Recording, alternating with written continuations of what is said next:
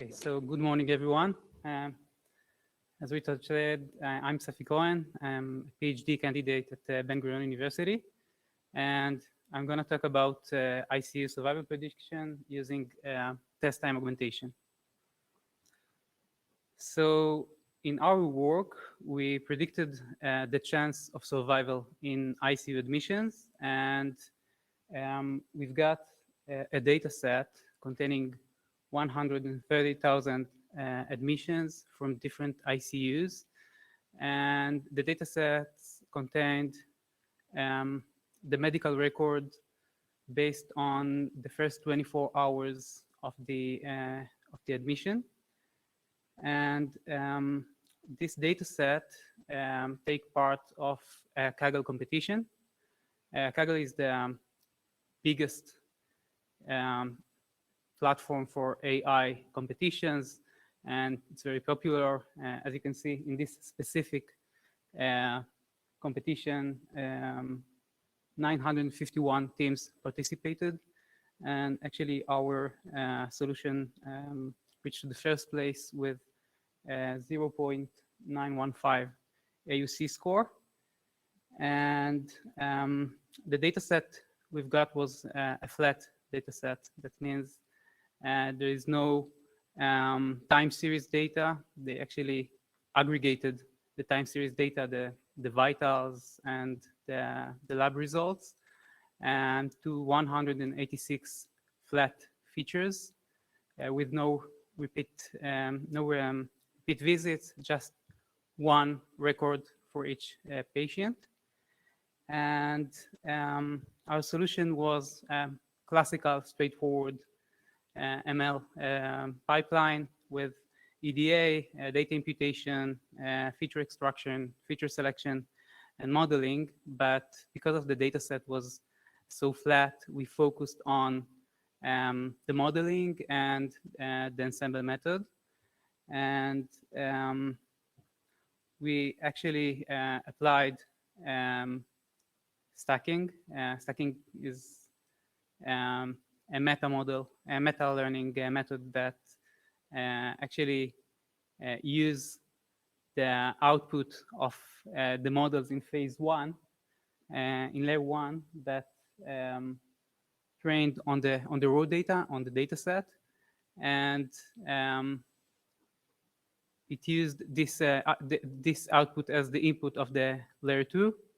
And in layer three, we took the output of layer one and logistic regression optimized the weights of the models in layer two. And this is pretty aggressive and massive ensemble of models, but it's not enough for Kaggle competitions because most of the teams applied ensemble of models and even more aggressive ensemble of models. But I think that our special sauce was in the diversity of the models, and we also applied another technique to squeeze a little bit more from a little bit more accuracy from this data set. We actually applied a test time augmentation technique. It's a test time augmentation. It's actually utilizing augmentation on the test data, on the data that we want to predict, and averaging the predictions of the synthetic, the augmentations, and the original data. And it's very popular and widely used in computer vision. But actually, this is the first work that used test time augmentation on tabular data. And the augmentation, the augmentation functions that we built was basically three simple functions. The first one was just rounding the age.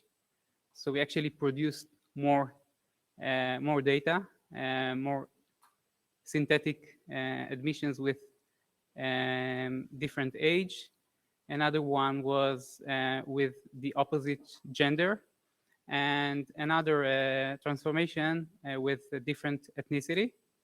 And then we predicted all these augmentations with the original record, and it gave us the first place. And we also performed ablation testing for this test time augmentation technique. And as you can see, it contributed for to the overall accuracy. And all of our work available online, the data set, and also the source code, and the full paper that was published in IEEE Access. And I'm here if you have any question. Thank you.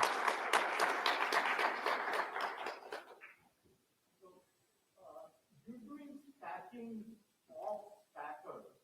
So that's very prone to overfitting. So how are you controlling overfitting in your training process?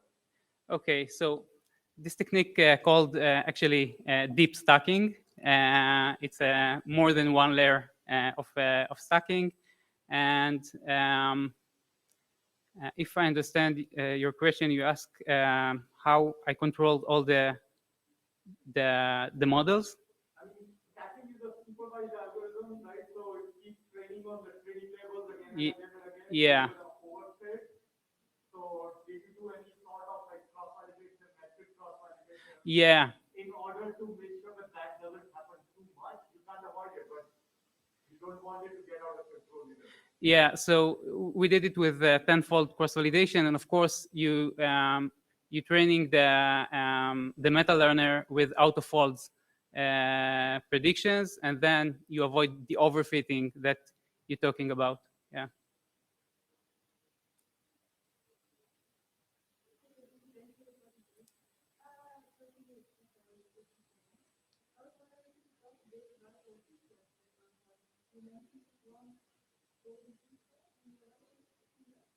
Yeah, so actually we had a medical doctor in our team, and she was the domain expert for us. And we the golden feature was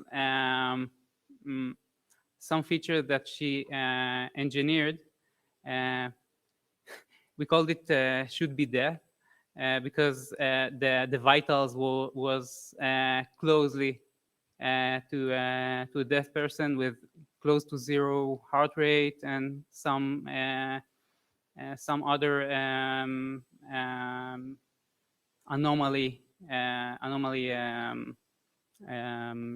results and vitals, and all the details. You can find all the details on the full paper. Yeah, the full paper here.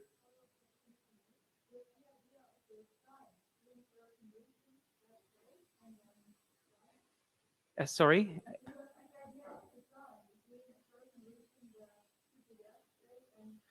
Oh no, I don't know that, but it's took from the first 24 hours of admission, so but we don't know. I'm also very curious about your stack architecture.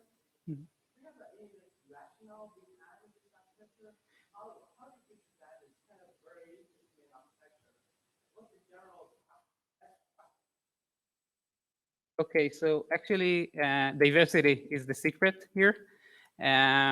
We trained 26 gradient boosted trees because they performed the best results, but that was 26 gradient boosted trees with different hyperparameters. And we also trained random forest and KNN just because of the end deep learning fully connected neural network, just for diversity, because the diverse models decrease the internal biases and the average, it's not the average because it's stacking, but the combination of all these models works best. And if we had a lot of time and infinite computational resources, we could optimize it even better. But that was a lot of with a lot of intuition, how to or what kind of models will work good together, because they diverse.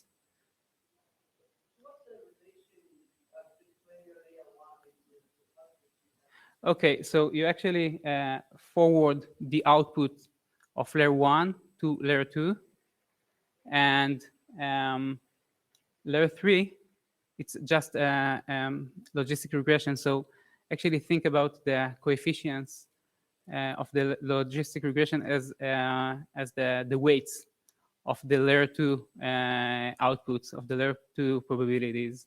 So that's basically how it works.